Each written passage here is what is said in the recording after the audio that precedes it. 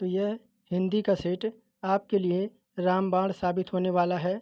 जो देखिए आपका 2024 और 25 का जो संस्करण है राजीव प्रकाशन का, उसे हम सॉल्व कर रहे हैं और जिसमें हमारे टोटल 51 प्रैक्टिस सेट दे रखा है और आज का प्रैक्टिस सेट नंबर हमारा 6 है। इससे पहले मैंने 5 प्रैक्टिस सेट अपलोड कर दिया है। अगर आप लोगों ने पिछला वीडियो नहीं देखा है तो आप देख लीजिएगा, प्ले लिस्ट बनी रखी है आपकी। उत्तर प्रदेश जो आपका यूपीपी 2024 की प्ले लिस्ट बन रखी है। तो चलिए शुरू करते हैं।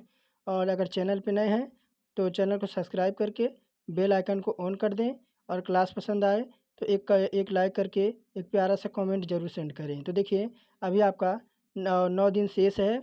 इसमें आपको दो दो पार्ट में मैं हिंदी आपको सॉल्व कराऊंगा ताकि यह जल्दी आपका कवर हो जाए और आपको जीके जीएस और रीजनिंग और मैथ की क्लास में मिलेगी। तो चलिए शुरू करते हैं आज की क्लास। और देखिए पहला क्वेश्चन क्या कह रहा है। देखिए हिंदी हमारा प्रैक्टिस सेट नंबर हमारा 6 है और देखिए क्या कह रहा है। इनमें से पहला प्रश्न क्या कह रहा कि इनमें से आपका लुटेरा में आपको प्रयुक्त संधि में आपका कौन सा संधि है। जो आपके लुटेरा में प्रत्यय पूछ रहा है आपसे प्रत्यय पूछ रहा है कि लुटेरा में आपका प्रत्यय कौन सा है। तो देखिए अगर जब लुटेरा आप बोलेंगे, ध्यान से देखिए, जब लुटेरा आप बोलेंगे तो आपका एरा प्रत्यय निकल के आएगा। और हम अगर एरा से और भी प्रत्यय बनाएं, जैसे आपका ममेरा हो गया, फुफेरा हो गया और आपका चचेरा हो गया और आपका क्या हो गया, कमेरा हो गया। यह प्रत्यय आपके एरा से बनेंगे। आगे देखिए यहीं आपसे दूसरा नंबर प्रश्न पूछ रहा है कि इनमें से जो ना जानता हो उसके लिए उपयुक्त शब्द क्या होगा। तो देखिए अगर बात करें तो विकल्प नंबर हमारा बी ऑप्शन होगा कि जो ना जानता हो उसके लिए उपयुक्त शब्द आपका अज्ञेय होगा। जिसे जाना ना जा सके एक शब्द आपका अज्ञेय होगा। क्या होगा, जिसे जाना ना जा सके उसके लिए एक शब्द आपका अज्ञेय होगा। और जो कुछ नहीं जानता हो उसके लिए एक शब्द क्या हो जाएगा, अज्ञानी हो जाएगा। बाकी आप देखिए विकल्प नंबर हमारा बी ऑप्शन इसमें करेक्ट हो जाएगा दूसरे में। आगे देखिए क्या कह रहा है कि गिरिराज किशोर को उनकी किस रचना के लिए व्यास सम्मान प्राप्त हुआ है। तो कह रहा कि परिशिष्ट है, लोग है, पहला गिरमिटिया है या दो है। तो देखिए तीसरे का विकल्प नंबर सी हो जाएगा, पहला गिरमिटिया हो जाएगा। गिरिराज किशोर को उनके उपन्यास पहला गिरमिटिया के लिए वर्ष 2000 में, कब, तो वर्ष 2000 में व्यास सम्मान प्रदान किया गया था। और डॉक्टर ज्ञान चतुर्वेदी को उनके उपन्यास पागल खाने के लिए, किसके लिए, पागल खाने के लिए किसे, तो देखिए आपका चतुर्वेदी जी को 32वां व्यास सम्मान 2022 में प्रदान किया गया। और यहीं देखिए चौथा नंबर आपसे पूछ रहा है कि इनमें से निजवाचक सर्वनाम का मूल रूप क्या है। तो देखिए अगर बात करेंगे तो आप हो जाएगा। क्या हो जाएगा, देखिए निजवाचक सर्वनाम का मूल रूप आपका आप होता है। इसका प्रयोग पुरुषवाचक सर्वनाम के अन्य पुरुष वाले आप से भिन्न होते हैं। अगर नीचवाचक सर्वनाम आप कर्ता का बोधक है तो परंतु कर्ता का काम नहीं करता है, जैसे मैं आप वहीं से आया हूँ, क्या, मैं आप वहीं से आया हूँ, यह इसका उदाहरण हो जाएगा। अगर देखिए क्या कह रहा है 5 नंबर कि इनमें से कौन सा शब्द मोर का पर्यायवाची नहीं है। क्या हमें नेगेटिव बताना है, ध्यान से दीजिए, हमें नेगेटिव बताना है। तो सीखी है, कलापी है, केकी है और आपका तमचूर है। तो मोर का आपका नेगेटिव बताना है कि मोर का पर्यायवाची कौन सा नहीं है। तो देखिए 5 नंबर में विकल्प नंबर डी हो जाएगा, तमचूर हो जाएगा। देखिए तमचूर शब्द मोर का पर्यायवाची नहीं होता है। मोर के पर्यायवाची आपका जैसे आपका सीखी हो गया और आपका केकी हो गया और क्या है, तो आपका मयूर हो गया, एक आपका मयूर भी होता है मोर का पर्यायवाची। बाकी आपका नीलकंठ हो गया, क्योंकि आप देखते हैं कि जो मोर के पंख होते हैं वह आपके जो इसके पंख होते हैं, वो आपका जो सिर होता है वह आपका कंठ की तरह रहता है, इसी वजह से इसे नीलकंठ भी एक इसे कहते हैं। तो विकल्प नंबर देखिए तमचूर जो होगा वह मोर का पर्यायवाची नहीं होगा। और आगे देखिए यहीं 6 नंबर पूछ रहा है आपसे, भारतीय संविधान के किस भाग में राजभाषा का प्रावधान है। देखिए 6 नंबर का हो जाएगा भाग 17 में। भारतीय संविधान के भाग 17 में राजभाषा का प्रावधान है। इस भाग में अनुच्छेद देखिए आर्टिकल किस में है, तो आर्टिकल 343 से 351 तक राज्यसभा से संबंधित उपलब्ध जो आपके उपबंध शामिल किए गए हैं। आगे देखिए यही क्या कह रहा है आपसे 7 नंबर प्रश्न कि आपका ग, ज, झ, ञ और ट इनमें से तालव्य महाप्राण घोष वर्ण कौन से हैं। एक ही क्लास में आपके सारे डाउट सारे क्वेश्चन आपके क्लियर होने वाले हैं अगर आप डेली यह वीडियो देखते हैं। तो देखिए बात करें तो आपका यह जो हो जाएगा आपका विकल्प नंबर देखिए 7वें का ए हो जाएगा। ग आपका क्या हो जाएगा, ग आपका कंठ जो आपका कंठ वर्ण होगा, क्या होगा, ग जो आपका होगा देखिए यहाँ पे ग ग जो दे रखा हुआ आपका कंठ वर्ण होगा, क्या होगा, यह आपका कंठ वर्ण होगा, ग आपका कंठ वर्ण होगा। और देखिए यह आपका अल्प प्राण और घोष वर्ण है। जो च है, ज जो दे रखा है देखिए ज क्या है आपका, ज आपका तालव्य है, ज आपका तालव्य है और आपका अल्प प्राण घोष वर्ण है। और छ क्या है, छ भी आपका क्या है, देखिए छ भी आपका तालव्य है, महाप्राण है और घोष वर्ण है। च भी क्या है, देखिए च जो आपका है, च भी आपका तालव्य है और अल्प प्राण आघोष वर्ण है। ट देखिए क्या है इसमें, तो ट आपका जो देख रखा है वो आपका मूर्धन्य है, क्या है, ट आपका मूर्धन्य है, अल्प प्राण आघोष वर्ण है और इनमें से कोई तालव्य महाप्राण घोष वर्ण नहीं है। इस वजह से हमारा विकल्प नंबर हम 0 लगा देंगे, ऑप्शन नंबर ए लगा देंगे। आगे देखिए क्या कह रहा है 8 नंबर यहीं पे, महर्षि का सही संधि विच्छेद कौन सा होगा। महर्षि का सही संधि विच्छेद कौन सा होगा, तो देखिए 8 का विकल्प नंबर सी ब्रह्म प्लस ऋषि हो जाएगा। और इसमें आपकी संधि की बात करें तो देखिए ब्रह्म प्लस ऋषि, इसमें आपकी संधि कौन सी हो जाएगी, इसमें आपकी गुण संधि हो जाएगी, कौन सी, इसमें आपकी गुण संधि हो जाएगी। और आगे बढ़ते हैं और यहीं देखिए क्या कह रहा है आपसे 9 नंबर, आग्नेयास्त्र क्या दे रखा है, आग्नेयास्त्र का सही संधि विच्छेद आपका कौन सा होगा। तो देखिए आपके 4 विकल्प दे रखे हैं, तो आपका पहला ही हो जाएगा आग्नेयास्त्र का आग्नेय प्लस आपका अस्त्र हो जाएगा। और इसमें अगर संधि की बात करें तो देखिए इसमें आपकी कौन सी संधि है, इसमें आपकी दीर्घ संधि है। आगे देखिए 10 नंबर यही कह रहा है कि इनमें से कौन सा शब्द की वर्तनी आपकी शुद्ध है। तो स्वर्गीय आपकी कैसे लिखी जाती है। 10 नंबर में स्वर्गीय देखिए विकल्प नंबर डी हमारा हो जाएगा, स्वर्गीय आपका ऐसे ही रहता है, आपका शुद्ध वर्तनी यही होगी।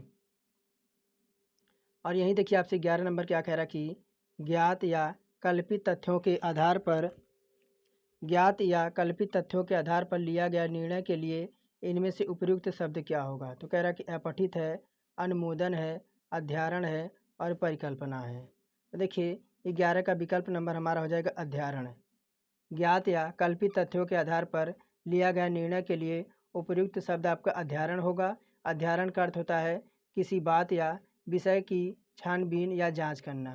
तो विकल्प हमारा देखिए सी ऑप्शन हमारा करेक्ट हो जाएगा 11 में। अब 12 नंबर में ही पूछ रहा है कि निम्नलिखित में से तत्सम शब्द कौन सा होगा।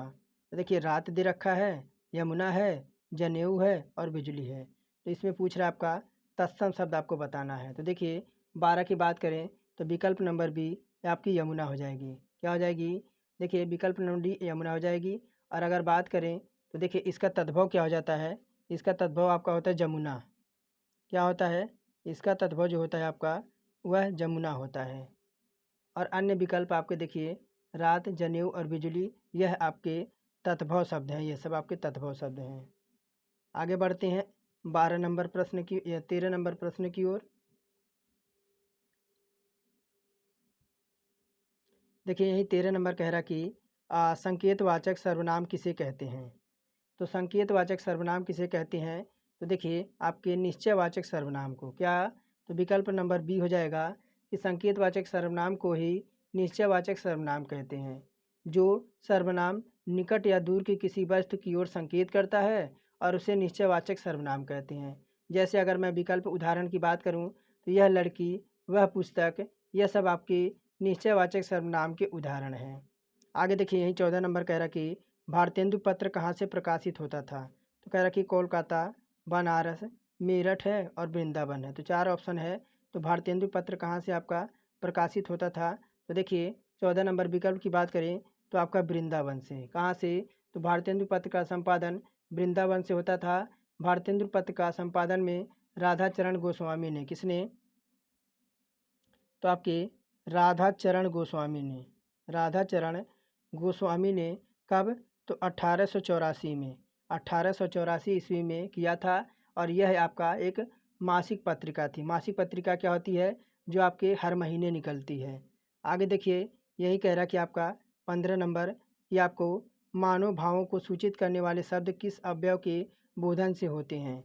तो कह रहा कि उद्देश्य बोधक, हेतु बोधक और विषयादि बोधक और समुच्चय बोधक। तो 4 विकल्प हैं। देखिए 15 की बात करेंगे तो हमारा विस्मयादि बोधक हो जाएगा। मनोभाव को सूचित करने वाले शब्द विस्मयादि बोधक होते हैं। और जिन वाक्यों में आश्चर्य, जैसे आपका आश्चर्य में पड़ जाना, हर्ष, शोक, घृणा आदि भावनाओं का भाव प्रकट होता हो, उसे विस्मयादि बोधक कहते हैं।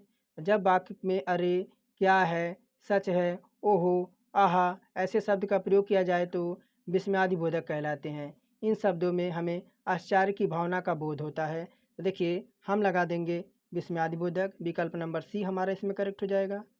सीधी सी बात है। 16 नंबर देखिए कह रहा कि नीचे दी गई रचनाएं किस कवि की है? कह रहा कि चिदंबरा, उत्तरा, कला और बूढ़ा चाँद और पल्लव। तो देखिए यह अगर किसकी है तो सुमित्रा नंदन पंत जी की। किसकी? तो प्रश्न में दी गई रचनाएं जैसे आपकी चिदंबरा और उत्तर कला और बूढ़ा चाँद और पल्लव सुमित्रा नंदन पंत जी की है। और देखिए ऑप्शन में कह रहा कि सुभद्रा कुमारी चौहान की बात करें तो सुभद्रा कुमारी चौहान की हो जाएगी आपका कौन सा? तो त्रिधारा और मुकुल। यह किसकी है? तो त्रिधारा और मुकुल किसकी है? तो आपकी सुभद्रा कुमारी चौहान जी की। और अज्ञेय जी की बात करें तो अज्ञेय जी की रचना देखिए, अज्ञेय जी की रचना है दूसरा सप्तक, तीसरा सप्तक, रूपाम्बरा और चिंता और अरि। और केदारनाथ जी की बात करें तो देखिए केदार जी नाथ के क्या क्या लिखा है केदार जी नाथ ने? तो अभी बिल्कुल अभी, नीत की बादल, अपूर्व और युग की गंगा। यह सब किसके हैं? तो केदारनाथ जी की। आगे देखिए 17 नंबर यही क्या कह रहा है आपसे कि सर्वेश्वर दयाल सक्सेना को किस रचना के लिए साहित्य अकादमी पुरस्कार दिया गया था? तो विकल्प कह रहा कि खूंटियों पर टंगे लोग, जंगल का दर्द, क्या कह कर पुकारूं और गर्म हवाएं। तो 4 विकल्प हैं। और सर्वेश्वर दयाल जी को किस साहित्य अकादमी के लिए पुरस्कार दिया गया था? तो यह आपका था खूंटियों पर टंगे लोग। सर्वेश्वर दयाल सक्सेना को उनकी कविता खूंटियों पर टंगे लोगों के लिए वर्ष 1983 में, कब? तो देखिए वर्ष 1983 में साहित्य अकादमी पुरस्कार से प्रदान किया गया था। आगे देखिए बढ़ते हैं प्रश्न नंबर आपके 18 पर। यही कह रहा कि निम्नलिखित में से 4 विकल्पों में से उस सही विकल्प का आपको चयन करना है जो पद के उचित अलंकार रूप का सबसे अच्छा विकल्प है। कह रहा काली घटा का घमंड घटा। तो ये आपका अलंकार इसमें कौन सा हो जाएगा? काली घटा का घमंड घटा। तो देखिए इसमें आपका हो जाएगा यमक अलंकार। देखिए प्रश्न में दिए गए वाक्य काली घटा का घमंड घटा में यमक अलंकार होता है। यह एक स्थान पर घटा का अर्थ होता है मेघमाला, और यहीं दूसरे स्थान पर जो आपका घटा का अर्थ होता है कम होना। जब किसी वाक्य में कोई शब्द एक से अधिक बार आए और प्रत्येक बार उसका अर्थ जो है वह आपका बदल जाए, वहाँ पे आपका यमक अलंकार होता है। समझ गए होंगे। आगे बढ़ते हैं। यहीं देखिए 19 नंबर क्या कह रहा है प्रश्न आपसे कि निम्नलिखित में से 4 विकल्प दिए गए हैं और सही विकल्प का आपको चयन करना है। कह रहा है रेखांकित शब्दों को सही अवयव का भेद बताइए। तो कह रहा है दरवाजे के बाहर कोई खड़ा है। तो ये आपका कैसा है जो आपका अवयव है? कह रहा है समुच्चय बोधक अवयव है, विस्मयादि बोधक अवयव है, संबंध बोधक अवयव है और आपका निपात है। देखिए अगर 19 नंबर की बात करें तो आपका संबंध बोधक अवयव है। क्या है? देखिए संबंध बोधक अवयव है। देखिए जिस अवयव में 2 पदों के बीच परस्पर संबंध सूचित होता हो उसे संबंध बोधक अवयव कहते हैं। और यही कह रहा है 20 नंबर में सूर्योदय में कौन सी संधि है? 20 नंबर में सूर्योदय में आपकी गुण संधि है। कैसी? सूर्योदय में गुण संधि होगी, इसका विच्छेद होगा। क्या होगा इसका विच्छेद? तो सूर्य प्लस आपका क्या हो जाएगा? तो उदय हो जाएगा। यही इसका संधि विच्छेद होगा। और यही देखिए 21 नंबर आपसे प्रश्न पूछ रहा है कि शुद्ध वाक्य का आपको चयन करना है। तो कह रहा कि उसका शिमला जाना है, उसने शिमला जाना है और उससे शिमला जाना है और उसे शिमला जाना है। तो देखिए प्रश्न पढ़ते ही पता चल रहा है कि हमारा 21 का डी हो जाएगा कि उसे शिमला जाना है। बाकी ऑप्शंस आपके गलत हो जाएंगे। और आगे यहीं देखिए 22 नंबर कह रहा है उत्कंठा का पर्यायवाची क्या होगा। उत्कंठा का पर्यायवाची क्या होगा, तो देखिए 22 का ए हो जाएगा लालसा हो जाएगा। क्या हो जाएगा, देखिए आपका उत्कंठा का पर्यायवाची आपका लालसा होगा। आगे बढ़ते हैं आपके 24 नंबर प्रश्न की ओर। आगे देखिए 23 नंबर है ना आपकी अभी। देखिए 23 है, कह रहा कि खोदा पहाड़ निकली चुहिया का अर्थ क्या है। तो ये सब का अर्थ तो आप लोग जानते ही होंगे। तो खोदा पहाड़ निकली चुहिया, यह क्या हो जाएगा, तो परिश्रम बहुत किया लेकिन लाभ बहुत आपका थोड़ा मिला। और यही कह रहा है 24 नंबर, चौथ का चंदा होना मुहावरे का अर्थ क्या होगा। चौथ का चंदा होना मुहावरे का अर्थ क्या होगा, तो देखिए यह हो जाएगा किसी के लिए अशुभ होना। क्या होना, किसी के लिए अशुभ हो जाना, यही हमारा चौथ का चांद होना कहलाएगा। आगे देखिए 25 नंबर कह रहा कि नी प्लस चेष्टा का सही संधि विच्छेद क्या हो जाएगा। तो नी प्लस चेष्टा का सही संधि विच्छेद क्या हो जाएगा, तो देखिए आपका निश्चेष्टा हो जाएगा। विकल्प नंबर बी इसमें हमारा करेक्ट हो जाएगा। और यही 26 नंबर प्रश्न कह रहा कि बुद्धिमान शब्द में कौन सा प्रत्यय है। तो देखिए बुद्धिमान शब्द में बुद्धिमान, जब आपका बुद्धिमान बोलेंगे तो आप देखिएगा तो विकल्प नंबर डी बुद्धिमान में आपका मान प्रत्यय है। इस प्रत्यय से बने अन्य शब्द आपका, जैसे अगर हम क्या करें तो देखिए एक आपका बन जाएगा विराजमान, विराजमान बन जाएगा। इससे प्रत्यय आपका बन जाएगा आपका विद्यमान भी बन जाएगा, आपका विद्यमान भी बनेगा और आपका दीनमान भी बनेगा। क्या बनेगा, आपका दीनमान भी बनेगा और आपका एक क्या बनेगा, तो आपका यजमान भी बनेगा। कभी कभी प्रत्यय दे देता है और उससे कहता कि आप इससे वाक्य बनाइए, तो इसी तरह से आपका वाक्य बनता है। तो देखिए इस तरह से आपका बनता है। आगे देखिए बढ़ते हैं 27 नंबर प्रश्न की ओर। कह रहा है कि 27 नंबर कि इस करुणा कलित हृदय में अब करुणा कलित रागनी बजती है, इन पंक्तियों में करुणा कलित अभिव्यक्ति में कौन सा अलंकार है। तो कह रहा है कि छेकानुप्रकाश अलंकार, वृत्तानुप्रकाश अलंकार और आपके श्रुत्यानुप्रास अलंकार या आपका अत्यंतुनुप्रास अलंकार। देखिए 27 की बात करें तो विकल्प हमारा ए हो जाएगा छेकानुप्रास अलंकार। तो देखिए अगर बात करें इस करुणा कलित हृदय में अब करुणा की कलित रागनी बजती है, इन पंक्तियों में करुणा कलित अभिव्यक्ति में छेकानुप्रास अलंकार है। जहाँ स्वरूप और क्रम में अनेक व्यंजन की आवृत्ति एक बार हो, वहाँ पे आपका छेकानुप्रास अलंकार होता है।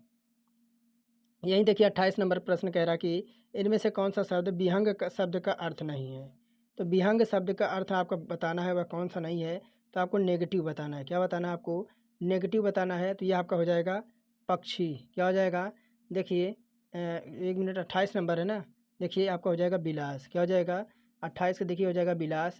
बिलास शब्द विहंग शब्द का अर्थ नहीं होता है। विमान, बादल, पक्षी यह सब आपके विहंग शब्द के अर्थ हैं, ये सब आपके अर्थ हैं। लेकिन आपका यही विकल्प नंबर सी हमारा यही विलास नहीं होगा। और यही कह रहा है 29 नंबर में प्रभु जी तुम चंदन हम पानी, इस युक्ति किस संत की कवि की है। तो प्रभु जी तुम चंदन हम पानी, यह आपकी जो युक्ति रखा है किस संत कवि की है।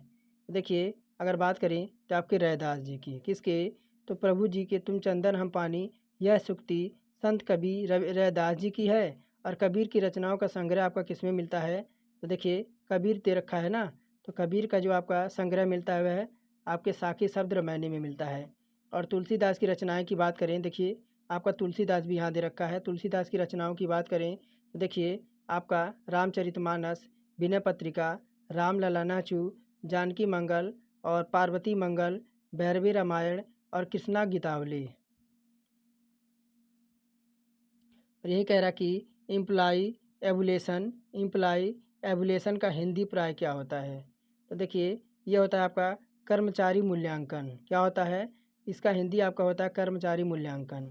और 31 नंबर कह रहा कि गंगा जल हिंदी पत्रिका के प्रकाशक कौन है। तो कह रहा भारतीय भाषा परिषद, प्रकाश विभाग और केंद्रीय हिंदी संस्थान और भारतीय सांस्कृतिक संबंध परिषद।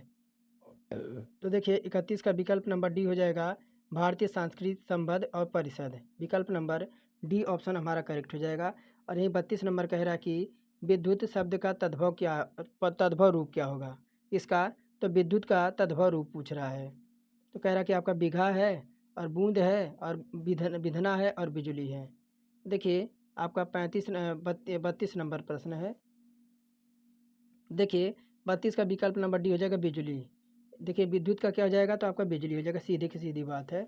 आगे देखिए निर्देश दे रखा है आपको, एक आपको क्या दे रखा है, आपका गद्यांश दे रखा है और गद्यांश में आपको प्रश्न पढ़ना है और इससे इससे आपका उत्तर पूछा जाएगा, उससे आपको जवाब देना है।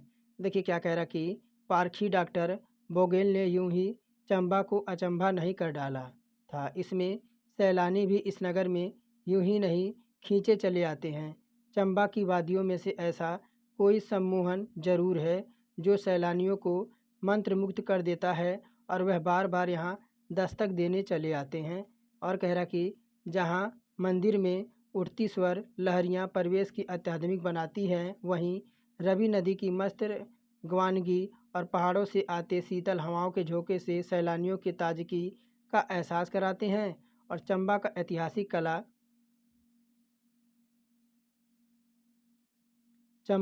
ऐतिहासिक कला, धर्म और पर्यटन का मनोहरी मेल हैं। और चंबा के लोग अलमस्त फक्कड़ तबीयत के चंबा की पहाड़ियों को ज्यों ज्यों हम पार करेंगे और आश्चर्य की कई वर्ग सामने खुलते चले जाते हैं। प्राकृतिक अपने दिव्य सौंदर्य की झलक दिखलाती है और चंबा के सौंदर्य को बाकी आपका ऑप्शन ऊपर है। देखिए क्या कह रहा है, देखिए कितना बड़ा आपका गद्यांश दे रखा है कि कह रहा कि आत्मसात करने के बाद डॉक्टर बोगल ने इस अचंबा को कहा, चंबा का यह सौभाग्य रहा कि उसने एक से एक बड़ा कल प्रिय धार्मिक और जनसेवक राजा मिले। इन राजाओं के काल में न सिर्फ यहाँ की लोक कलाएँ फली फूली, अपितु इनकी ख्याति चंबा की सीमाओं को पार करके पूरे भारत में फैली। इन कल प्रिय नरेशों में राज श्री सिंह 1884 और राजा राम सिंह 1873 व राजा भूरी सिंह 1904 के नाम विशेष रूप से उल्लेखनीय हैं।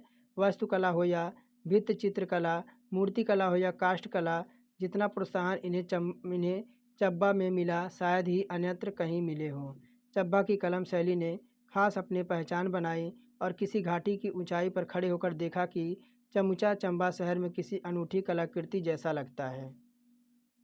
तो देखिए ये तो हमारे गद्यांश थे। अब आपसे प्रश्न पूछ रहा है, तो आपको देखिए अगर आप गद्यांश एक कंप्लीट कर लेते हैं तो आपके 4 नंबर फिक्स हैं, 4 नंबर कोई आपके काट नहीं सकता है। तो गद्यांश को सावधानीपूर्वक पढ़ना है, आपको उत्तर देना है। कह रहा कि चंबा का इतिहास, धर्म और पर्यटन का कैसा मेल है। तो देखिए 33 का कैसा पूछ रहा था गद्यांश के अकॉर्डिंग, तो आपका मन को हारने वाला कौन, तो देखिए चंबा के सौंदर्य का आत्मसात करने वाले डॉक्टर बोगेल ने इसे अचंबा कहा। 1 मिनट का 33 है ना। देखिए अचंबा का इतिहास, कला, धर्म और पर्यटन को मनोहरी मेल है। मनोहरी अर्थात मन को हरने वाला। और यही कह रहा है 34 नंबर प्रश्न कह रहा डॉक्टर बोगल ने चंबा को अचंबा कब कहा है। तो देखिए ये आपके अनुभव के बाद, देखिए चंबा के सौंदर्य को आत्मसात करने के बाद डॉक्टर बोगल ने इसे अचंबा कहा। आत्मसात अर्थात अनुभव। और यही कह रहा 35 नंबर प्रश्न, चंबा को सौभाग्यशाली क्यों कहा गया है। देखिए विकल्प के अनुसार हमारा राजा के कारण चंबा को यह सौभाग्य रहा कि उसे एक बूढ़ा कल प्रिय धार्मिक और जनसेवक राजा मिला। अब देखिए 35 नंबर प्रश्न क्या कह रहा है। 36 नंबर कह रहा चंबा की किस शैली ने अपनी पहचान बनाई। तो देखिए यह आपकी कलम शैली, चंबा की कलम शैली ने खास तौर पर अपनी पहचान बनाई। और लास्ट प्रश्न होगा आज का, कह रहा वशीकृत शब्द का समानार्थी शब्द अनुच्छेद में से कीजिए। तो वशीकृत जो शब्द का समानार्थी शब्द क्या हो जाएगा आपका मंत्र मुग्ध होना। तो देखिए यह थे हमारे 37 नंबर प्रश्न।